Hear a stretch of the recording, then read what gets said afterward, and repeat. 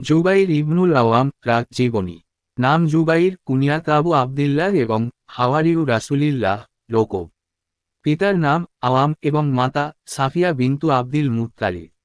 মা হজরত সাফিয়া ছিলেন রাসূলুল্লাহর ফুফু। সুতরাং জুবাইর ছিলেন রাসূলুল্লাহর ফুফাতো ভাই। উম্মুল মুমিনিন হজরত খাদিজাতুল কুবরা ছিলেন তার ফুফু। অন্যদিকে হজরত সিদ্দিকে আকবরের কন্যা হজরত আসমাকে বিয়ে করাই রাসূলুল্লাহ ছিলেন তার ভাইরা। হজরত আসমারা ছিলেন উম্মুল মুমিনিন হজরত আয়েশারা বোন। এভাবে রাসূলুল্লাহর সঙ্গে ছিল তার একাধিক আত্মীয়তার সম্পর্ক।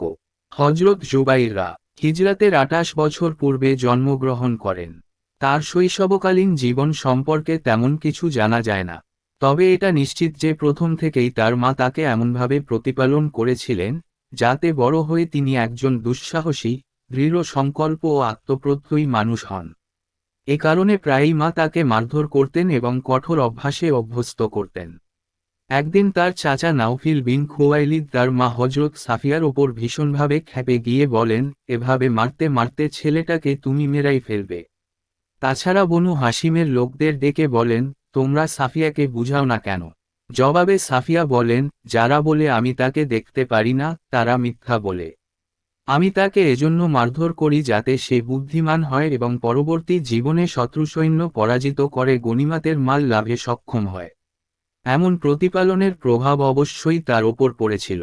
অল্প বয়স থেকেই তিনি বড় বড় পাহলওয়ান ও শক্তিশালী লোকেদের সাথে কুস্তি লড়তেন।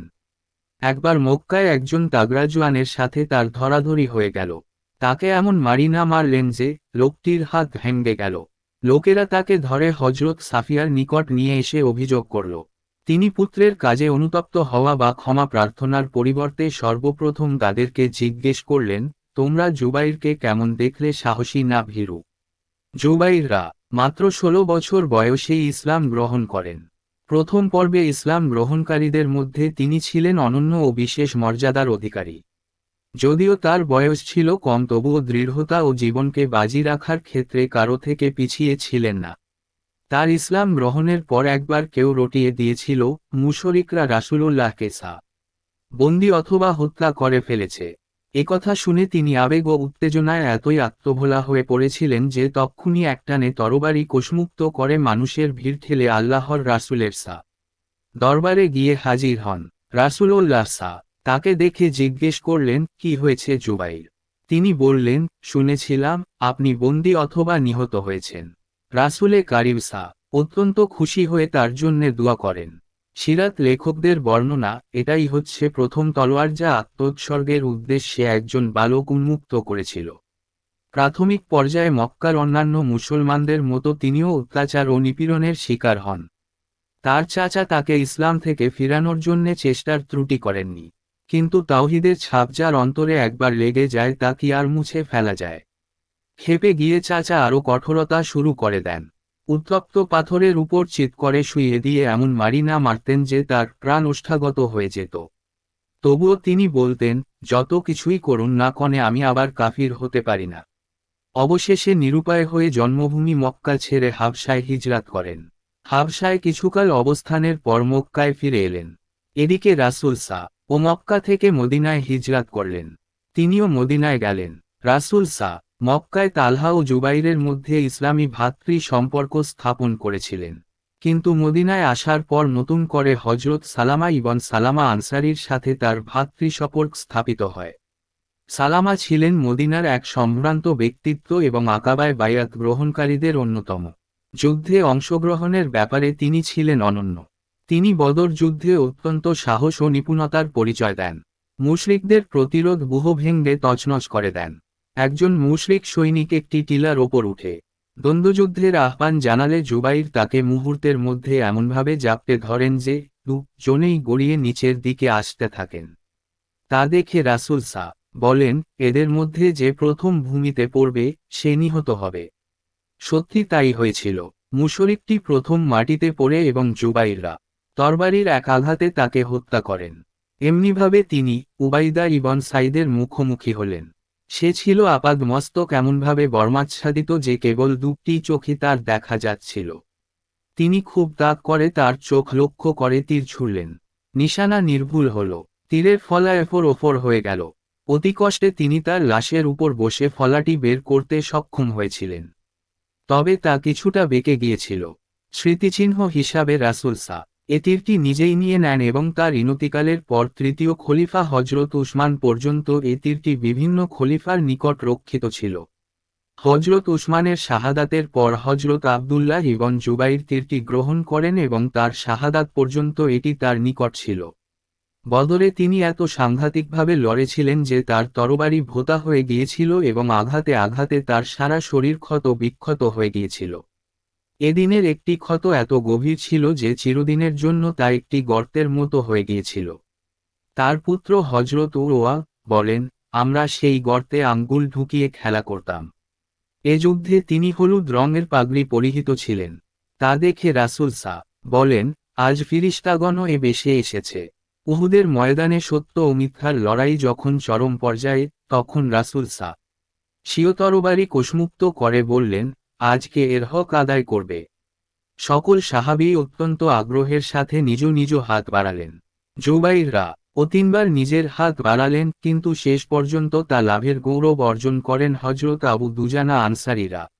উহুদের যুদ্ধে তীরন্দাজ সৈনিকদের অসতর্কতার ফলে যখন যুদ্ধের মোড় ঘুরে গেল এবং মুসলিমদের সুনিশ্চিত বিজয় পরাজয়ের রূপ নিল, তখন যে 14 জন সাহাবী নিজেদের জীবনের বিনিময়ে রাসূলে পাককে কেন্দ্র করে প্রতিরোধ ব্যূহ রচনা করেন, জুবাইররা ছিলেন তাদের অন্যতম। খন্দকের যুদ্ধে মুসলিম নারীরা যেদিকে অবস্থান করছিলেন, সেদিকটির প্রতিরক্ষার দায়িত্বভার লাভ করেন জুবাইররা। এ যুদ্ধের সময় মদিনার ইয়াহুদি গোত্র বনু কুরাইজা মুসলিমদের সাথে সম্পাদিত মৈত্রী চুক্তি ভঙ্গ করে। রাসূল তাদের অবস্থা জানার জন্যে কাউকে তাদের কাছে পাঠাতে চাইলেন। তিনবার তিনি জিজ্ঞেস করলেন, তোমাদের মধ্যে এমন কে আছে যে তাদের সংবাদ নিয়ে আসতে পার? প্রত্যেকবারই হজরত জুবাইর বলেন, আমি। রাসূল তার আগ্রহে সন্তুষ্ট হয়ে বলেন, প্রত্যেক নবীরই থাকে হাওয়ারি। আমার হাওয়ারি জুবাইর। খন্দকের পর বনু কুরাইজার যুদ্ধ এবং বায়াতে রিদওয়ানেও তিনি অংশগ্রহণ করেন। খাইবারের যুদ্ধে তিনি অসীম সাহসিকতা ও বীরত্বের পরিচয় দেন। খাইবারের ইয়াহুদি নেতা মুরাহহিব নিহত হলে বিশাল দেহ ও বিপুল শক্তির অধিকারী তার ভাই ইয়াসির ময়দানে অবতীর্ণ হয়ে হুঙ্কার ছেড়ে দ্বন্দ্বযুদ্ধের আহ্বান জানায়। হজরত জুবাইররা লাফিয়ে পড়লেন। তখন তার মা হজরত সাফিয়া বললেন, ইয়া রাসূলাল্লাহ, নিশ্চয় আজ আমার কলিজার টুকরা শহীদ হবে। রাসূল বললেন, না, জুবাইরই তাকে হত্যা করবে। সত্যি সত্যি অল্পক্ষণের মধ্যে জুবাইর তাকে হত্যা করেন। খাইবার বিজয়ের পর মক্কা বিজয়ের প্রস্তুতি চলছে। মানবীয় কিছু দুর্বলতার কারণে প্রখ্যাত সাহাবী হাতিব বিন আবি বালতা রাত সব খবর জানিয়ে মক্কার কুরাইশদের নিকট একটি চিঠি লিখলেন। চিঠিসহ গোপনে একজন মহিলাকে তিনি মক্কায় পাঠান। এদিকে ওহির মাধ্যমে সব খবর রাসূল অবগত হলেন। তিনি চিঠিসহ মহিলাটিকে গ্রেফতারের জন্যে যে দলটি পাঠান, হজরত জুবাইরও ছিলেন সে দলের একজন। চিঠিসহ মহিলাকে গ্রেফতার করে মদিনায় নিয়ে আসা হল। হাতিব বিন বালতা লজ্জিত হয়ে তওবাহ করেন। রাসূলও তাকে ক্ষমা করেন। মক্কা বিজয়ের দিন রাসূল মুসলিম সেনাবাহিনীকে কয়েকটি দলে বিভক্ত করেন। সর্বশেষ ও ক্ষুদ্রতম দলটিতে ছিলেন রাসূল নিজে, আর এ দলটির পতাকাবাহী ছিলেন জুবাইররা। রাসূল মক্কায় প্রবেশ করলেন। চারদিকে শান্তি শৃঙ্খলা ফিরে এলে হজরত মিকদাদ ও হজরত জুবাইররা নিজ নিজ ঘোড়ার ওপর সওয়ার হয়ে রাসূলে পাকের নিকট উপস্থিত হলেন। রাসূল উঠে দাঁড়িয়ে নিজ হাতে তাদের উভয়ের মুখমণ্ডলের ধুলোবালি ঝেড়ে দেন। হুনাইন যুদ্ধের সময় হজরত জুবাইর কাফিরদের একটি গোপন ঘাঁটির নিকটে পৌঁছলে তারা তাকে অতর্কিত আক্রমণ করে। অত্যন্ত সাহসের সাথে অল্প সময়ের মধ্যে তিনি ঘাঁটিটি সাফ করে ফেলেন। তাইফ ও তাবুকের যুদ্ধেও তিনি অংশগ্রহণ করে। 10ম হিজরিতে বিদায় হজ্জেও তিনি রাসূলুল্লাহর সফরসঙ্গী ছিলেন। দ্বিতীয় খলিফা হজরত উমারের খিলাফতকালে সিরিয়ার ইয়ারমুক প্রান্তরে বিশাল রোমান বাহিনীর সাথে মুসলিম বাহিনীর ভয়াবহ যুদ্ধ সংঘটিত। এটা ছিল সিরিয়ার ভাগ্য নির্ধারণী যুদ্ধ। হজরত জুবাইর এ যুদ্ধেও অংশগ্রহণ করেন। যুদ্ধের এক চরম পর্যায়ে মুসলিম সৈনিকদের এক দল সিদ্ধান্ত নিল, হজরত জুবাইর রোমান বাহিনীর মধ্যভাগে প্রচণ্ড আক্রমণ চালাবেন এবং অন্যরা তার সমর্থনে পাশে পাশে থাকবেন। সিদ্ধান্ত অনুযায়ী হজরত জুবাইররা ক্ষিপ্রতার সাথে প্রচণ্ডভাবে আক্রমণ চালিয়ে রোমান বাহিনীর ব্যূহ ভেদ করে অপর প্রান্তে চলে যান, কিন্তু অন্যরা তাকে অনুসরণ করতে সক্ষম হলেন না। একাকী আবার রোমান বাহিনী ভেদ করে ফিরে আসার সময় প্রচণ্ডভাবে আক্রান্ত হয়ে ঘাড়ে দারুণভাবে আঘাত পান। হযরত উরওয়া বলেন, বদরের পর এটা ছিল দ্বিতীয় জখম যার মধ্যে আঙ্গুল ঢুকিয়ে ছেলেবেলায় আমরা খেলতাম। তার এই দুঃসাহসী আক্রমণের ফলে রোমান বাহিনী ছত্রভঙ্গ হয়ে পড়ে। হযরত আমর ইবনুল আসও মিশরে আক্রমণ চালিয়ে ফুসতাতের কিল্লা অবরোধ করে রেখেছেন। আমিরুল মুমিনিন হযরত উমার তার সাহায্যে 10,000 সিপাহী ও 4,000 অফিসার পাঠালেন। আর চিঠিতে লিখলেন, এসব অফিসারের এক একজন 1,000 অশ্বারোহীর সমান। হযরত জুবাইর ছিলেন এ 4,000 অফিসারের একজন। মুসলিম সৈন্যরা 7 মাস ধরে কিল্লা অবরোধ করে আছে। জয় পরাজয়ের কোন সম্ভাবনা দেখা যাচ্ছে না। বিরক্ত হয়ে হযরত জুবাইর একদিন বললেন, আজ আমি মুসলিমদের জন্য আমার জীবন কুরবান করব। এ কথা বলে উন্মুক্ত তরবারি হাতে সিঁড়ি লাগিয়ে কিল্লা প্রাচীরের মাথার ওপর উঠে পড়লেন। আরও কিছু সাহাবীও তার সঙ্গী হলেন। প্রাচীরের ওপর থেকে আকস্মাৎ তারা আল্লাহু আকবার ধ্বনি দিতে শুরু করেন। এদিকে নিচ থেকে সকল মুসলিম সৈনিক একযোগে আল্লাহু আকবার ধ্বনিতে আকাশ বাতাস মুখরিত করে তোলেন। খ্রিস্টান সৈন্যরা মনে করল মুসলিমগণ কিল্লায় ঢুকে পড়েছে। তারা ভীত বিহ্বল হয়ে পড়ল।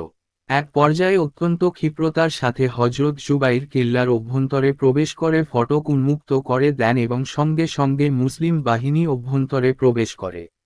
উপায়ন্তর না দেখে মিশরের শাসক মাকুকাস সন্ধির প্রস্তাব দেয় এবং তা গৃহীত হয়। সকলকে আমান দেওয়া হয়। হিজরি 23 সনে দ্বিতীয় খলিফা হযরত উমাররা এক অগ্নি উপাস্কের ছুরিকাঘাতে মারাত্মকভাবে আহত হয়ে শাহাদাত বরণ করেন। মৃত্যুর পূর্বে তিনি 6 জন প্রখ্যাত সাহাবীর সমন্বয়ে একটি বোর্ড গঠন করে তাদের ওপর পরবর্তী খলিফা নির্বাচনের দায়িত্ব অর্পণ করে যান। তিনি বলেন, জীবনের শেষ দিন পর্যন্ত রাসূল এদের প্রতি সন্তুষ্ট ছিলেন। হযরত জুবাইর ছিলেন এ বোর্ডের অন্যতম সদস্য। তৃতীয় খলিফা হযরত উসমানের খিলাফতকালে হযরত জুবাইররা নিরিবিলি জীবন যাপন করছিলেন। কোন রাষ্ট্রীয় দায়িত্ব গ্রহণ করেননি। আসলে বয়সও বেড়ে গিয়েছিল। 35 হিজরিতে বিদ্রোহীদের দ্বারা হযরত উসমান অবরুদ্ধ হলে তার নিরাপত্তার জন্য হযরত জুবাইর স্বীয় পুত্র হযরত আবদুল্লাহকে নিয়োগ করেন। হযরত উসমান শহীদ হলে রাতের অন্ধকারে গোপনে তিনি তার জানাজার নামাজ আদায় করে দাফন করেন। হযরত আলীরা শাসনকালে তিনি এবং হযরত তালহা মক্কায় যেয়ে হযরত আয়েশাররা সাথে মিলিত হন। সেখানে তারা মুসলিম উম্মাহর তৎকালীন পরিস্থিতি নিয়ে গভীরভাবে আলোচনা করেন এবং মদিনায় না গিয়ে বসরার দিকে যাওয়ার সিদ্ধান্ত নেন। বিপুল সংখ্যক লোক তাদের সহযোগী হয়। এদিকে হযরত আলীরা তাদেরকে প্রতিরোধের উদ্দেশ্যে সেনাবাহিনীসহ অগ্রসর হন এবং হিজরি 36 সনের 10ই জমাদিউল উখরা বসরার অনতি দূরে জিকার নামক স্থানে দুই মুসলিম বাহিনী মুখোমুখি হজ। ইতিহাসে এটি উটের যুদ্ধ নামে পরিচিতি। ইসলামী ইতিহাসের এই দুঃখজনক অধ্যায়ের বিশ্লেষণ আমাদের এ প্রবন্ধের মুখ্য বিষয় নয়। তবে একদিন যারা ছিলেন ভাই ভাই, আজ তারা একে অপরের খুনের পিপাসায় কাতর। ব্যাপারটি যাই হোক না কেন, এটা যে তাদের ব্যক্তিগত ঝগড়া ও আক্রোশের কারণে নয়, তা আমরা নিশ্চিতভাবে বলতে পারি।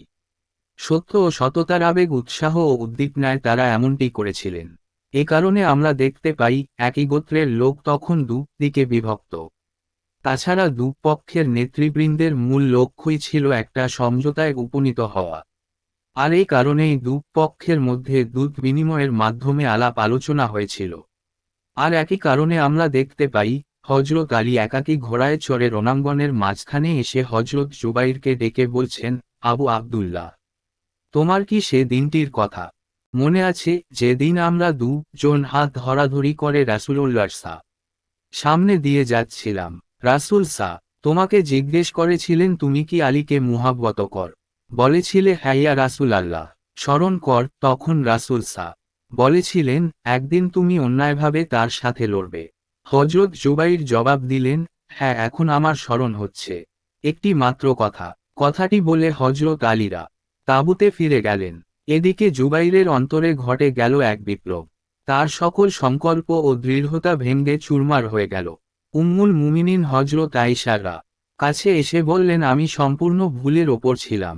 আলী আমাকে রাসূলুল্লাহর একটি বাণী স্মরণ করে দিয়েছে। আয়সারা জিজ্ঞেস করলেন, তাহলে এখন ইচ্ছা কি? তিনি বললেন, আমি এ ঝগড়া থেকে দূরে সরে যাচ্ছি। পুত্র আব্দুল্লাহ বললেন, আবা আপনি আমাদেরকে গর্তে ফেলে আলীর ভয় এখন পালিয়ে যাচ্ছেন। তিনি বললেন, আমি কসম করেছি আলীর সাথে আর লড়ব না। আব্দুল্লাহ বললেন, কসমের কাফফারা সম্ভব। এই বলে তিনি স্বীয় গোলাম মাকহুলকে ডেকে আজাদ করে দেন। কিন্তু রাসূলুল্লাহ হাওয়ারি জুবাইর বললেন, বেটা, আলী আমাকে এমন কথা স্মরণ করে দিয়েছে যাতে আমার সকল উদ্যম উৎসাহ স্তিমিত হয়ে পড়েছে। আমি সুনিশ্চিত যে আমরা হকের ওপর নেই। এসো তুমিও আমার অনুগামী হও। হযরত আব্দুল্লাহ অস্বীকার করলেন। হযরত জুবাইর একাকী বসরার দিকে রওয়ানা হলেন। হযরত জুবাইরকে যেতে দেখে আহনাফ বিন কায়েস বললেন, কেউ জেনে এসো তো তিনি যাচ্ছেন কেন? আমর ইবন জারমুও বলল, আমি যাচ্ছি। এই বলে সে অস্ত্র সজ্জিত হয়ে ঘোড়া ছুটিয়ে হযরত জুবাইরের সঙ্গে মিলিত হল। তখন তিনি বসরা ছেড়ে একটু দূরে গিয়ে পৌঁছেছেন। কাছে এসে ইবনে জারমুও বললেন, আবু আব্দুল্লাহ, জাতিকে আপনি কি অবস্থায় ছেড়ে এলেন? তারা সবাই একে অপরের গলা কাটছে। এখন কোথায় যাচ্ছেন? আমার ভুল আমি বুঝতে পেরেছি। এ কারণে এই ঝগড়া থেকে দূরে থাকার জন্যে অন্য কোথাও যেতে চাই। ইবন জারমুও বলল, চলুন, আমাকেও এদিকে কিছু দূর যেতে হবে। জন একসঙ্গে চললেন। জোহরের নামাজের সময় হযরত জুবাইর থামলেন। ইবনে জারমুও বলল, আমিও আপনার সাথে নামাজ আদায় করব। জন নামায় দাঁড়ালেন। হযরত জুবাইর যেই তার মা উদের উদ্দেশ্যে সিজদাবনত হয়েছে, বিশ্বাসকত ইবন জারমুও অমনি তরবারির এক আঘাতে রাসূলুল্লাহ হাওয়ারির দেহ থেকে তার শির বিচ্ছিন্ন করে ফেলে। ইন্না লিল্লাহি ওয়া ইন্না ইলাইহি রাজিউন। ইবন জারমুও হযরত জুবাইরের তরবারি, বর্ম ইত্যাদিসহ হযরত আলীররা নিকট উপস্থিত হয়ে অত্যন্ত গর্বের সাথে তার কৃতিত্বের বর্ণনা দিল। আলীরা তলোয়ার খানির প্রতি অনুশোচনার দৃষ্টিতে এক নজর তাকিয়ে বললেন, তিনি অসংখ্যবার রাসূলুল্লাহর সম্মুখ থেকে মুসিবতের মেঘমালা অপসারণ করেছেন। ওরে ইবন সাফিয়ার হন্তা, শুনে রাখো, জাহান্নাম তোর জন্যে প্রতীক্ষা করছে। এভাবে হযরত জুবাইররা হিজরি ৩৬ সনে শাহাদাত বরণ করেন এবং আশো সিবা উপত্যকায় সমাহিত হন। তিনি ৬৪ বছর জীবন লাভ করেছিলেন। হযরত জুবাইর ছিলেন অত্যন্ত মহৎ চরিত্রের অধিকারী। তাকওয়া, সত্যপ্রীতি, দানশীলতা, উদারতা ও বেপরোয়া ভাব ছিল তার চরিত্রের বৈশিষ্ট্য। শিশুদের মতো তার অন্তর ছিল কোমল। সামান্য ব্যাপারেই তিনি মোমের মতো বিগলিত হয়ে যেতেন। যখন এ আয়াতটি অবতীর্ণ হল, তুমি তো মরণশীল এবং তারাও মরণশীল, অতঃপর কিয়ামত দিবসে তোমরা পরস্পর তোমাদের প্রতিপালকের সম্মুখে বাক বিতণ্ডা করবে। জুমার ৩১। তিনি জিজ্ঞেস করলেন, ইয়া রাসূলাল্লাহ, কিয়ামতের দিন আমাদের এ ঝগড়ার কি পুনরাবৃত্তি হবে? রাসূল বললেন, হ্যাঁ, পরমাণুর হিসাব করে প্রত্যেক হকদারকে তার হক দেওয়া হবে। এ কথা শুনে তার অন্তর কেঁপে ওঠে। তিনি বলে উঠলেন, আল্লাহু আকবার! কেমন কঠিন ব্যবস্থা হবে! একবার তার দাস ইব্রাহিমের দাদি উম্মু আতার কাছে গিয়ে তিনি দেখলেন, আয়ামে তাশরিকের পরেও তাদের নিকট কুরবানির গোশত অবশিষ্ট রয়েছে। তিনি বললেন, উম্মু আতা, রাসূল মুসলমানদেরকে ৩ দিনের বেশি কুরবানির গোশত খেতে নিষেধ করেছেন। উম্মু আতা বললেন, আমি কি করব? লোকেরা এত হাদিয়া পাঠায় যে তা শেষই হয় না। মুসনাদে ইমাম আহমদ ১৬৬। হযরত জুবাইর যদিও রাসূলুল্লাহর হাওয়ারি ও সার্বক্ষণিক সহচর ছিলেন, তবুও আল্লাহ ভীতি ও সতর্কতার কারণে খুব কমই হাদিস বর্ণনা করতেন। একদিন পুত্র আব্দুল্লাহ জিজ্ঞেস করলেন, আব্বা, অন্যদের মতো আপনি বেশি বেশি হাদিস বর্ণনা করেন না, এর কারণ কি? তিনি বললেন, বেটা, অন্যদের থেকে রাসূলের সাহচর্য ও বন্ধুত্ব আমার কোন অংশে কম ছিল না। যেদিন ইসলাম গ্রহণ করেছি, সেদিন থেকে রাসূলুল্লাহর সাহচর্য হতে বিচ্ছিন্ন হইনি, কিন্তু তার এই সতর্কবাণীটি আমাকে দারুণভাবে সতর্ক করেছে, যে ব্যক্তি ইচ্ছাকৃত আমার প্রতি মিথ্যা আরোপ করবে, সে যেন জাহান্নামে তার আবাসস্থল নির্ধারণ করে নেয়। ইসলামী সাম্যের প্রতি তিনি এত বেশি সতর্ক ছিলেন যে, ২ জন মুসলিম মৃতের মধ্যেও একজনকে সামান্য প্রাধান্য দান তিনি বৈধ মনে করেননি। উহুদের যুদ্ধে তার মামা হযরত হামজারা শাহাদাত বরণ করেন। তার মা হযরত সাফিয়ারা ভাইয়ের কাফনের জন্যে ২ প্রস্থ কাপড় নিয়ে আসেন। কিন্তু মামার পাশেই একজন আনসারী ব্যক্তির লাশ ছিল। একটি লাশের জন্যে ২টি কাপড় হবে আর অন্যটি থাকবে কাফনহীন, ব্যাপারটি তিনি মেনে নিতে পারেননি। উভয়ের মধ্যে ভাগ করার জন্যে কাপড় দুটিকে মাপলেন। ঘটনাক্রমে কাপড় দুখানা ছিল ছোট বড়, যাতে কারো প্রতি পক্ষপাতিত্ব না হয়, সেজন্য লটারির মাধ্যমে বিষয়টির নিষ্পত্তি করেন। হযরত জুবাইর যে কোন ধরনের বিপদ আপদকে তুচ্ছ জ্ঞান করতেন। মৃত্যু ভয় তার দৃঢ় সংকল্পে কোনোদিন বিন্দুমাত্র ফাটল ধরাতে পারেনি। ইস্কান্দারিয়া অবরোধের সময় তিনি সিঁড়ি লাগিয়ে কিল্লার অভ্যন্তরে প্রবেশ করতে চাইলেন। সঙ্গীরা বললেন, ভেতরে মারাত্মক প্লেগ। জবাবে বললেন, আমরা তো জখম ও প্লেগের জন্যেই এসেছি, সুতরাং মৃত্যু ভয় কেন? সেদিন তিনি ভীষণ সাহসিকতার সঙ্গে সিঁড়ি লাগিয়ে কিল্লায় প্রবেশ করেছিলেন।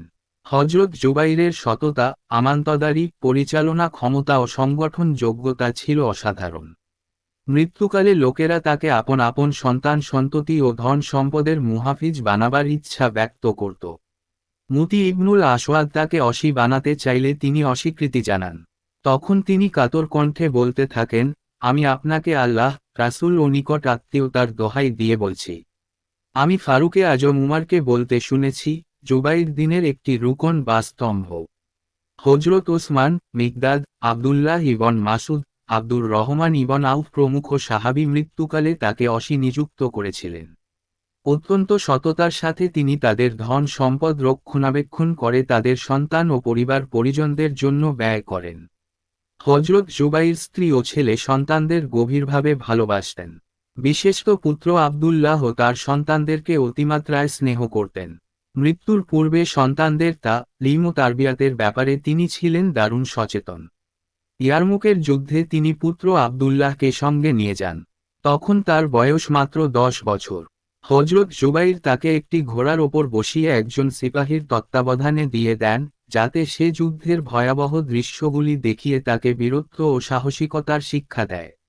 বদান্যতা, দানশীলতা ও আল্লাহর রাস্তায় খরচের ব্যাপারে তিনি অন্য কারো থেকে কখনো পিছিয়ে থাকেননি। তার 1000 দাস ছিল। প্রতিদিন তিনি তাদের ভাড়া খাটিয়ে মোটা অঙ্কের অর্থ লাভ করতেন, কিন্তু তার একটি পয়সাও নিজের বা পরিবারবর্গের জন্য ব্যয় করা সমীচীন মনে করতেন না। সবই বিলিয়ে দিতেন। মোটকথা, নবীর একজন হাওয়ারির মধ্যে যত রকমের গুণ থাকা সম্ভব, সবই হযরত জুবাইরের মধ্যে ছিল। ব্যবসা বাণিজ্য ছিল হযরত জুবাইরের প্রধান পেশা। আশ্চর্যের ব্যাপার হল, যে ব্যবসায় তিনি হাত দিয়েছেন, কখনো তাতে লোকসান হয়নি। আল্লাহর রাহে সংগ্রামে দুশমনদের তীর বর্ষার অসংখ্য আঘাত তিনি খেয়েছেন। আলী ইবন খালিদ বলেন, আমাদের কাছে মুসেল থেকে একটি লোক এসেছিল। সে বর্ণনা করল, আমি জুবাইর ইবনুল আওয়ামের একজন সফর সঙ্গী ছিলাম।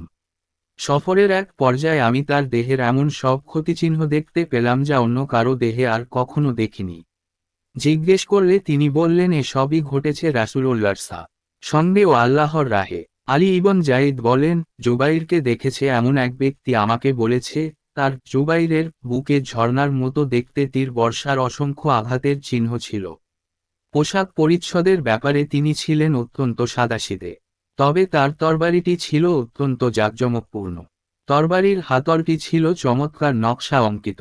হযরত মুয়াবিয়ারা আবদুল্লাহ ইবন আব্বাসকেরা জিজ্ঞেস করলেন, তালহা ও জুবাইর সম্পর্কে আপনার মন্তব্য কি? তিনি বললেন, আল্লাহ তাদের জনের ওপর রহমত বর্ণন করুন। আল্লাহর কসম, তারা জনই ছিলেন অত্যন্ত সংযমী, পুণ্যবান, সৎকর্মশীল, আত্মসমর্পণকারী, পূত পবিত্র, পবিত্রতা অর্জনকারী ও শাহাদাত বরণকারী।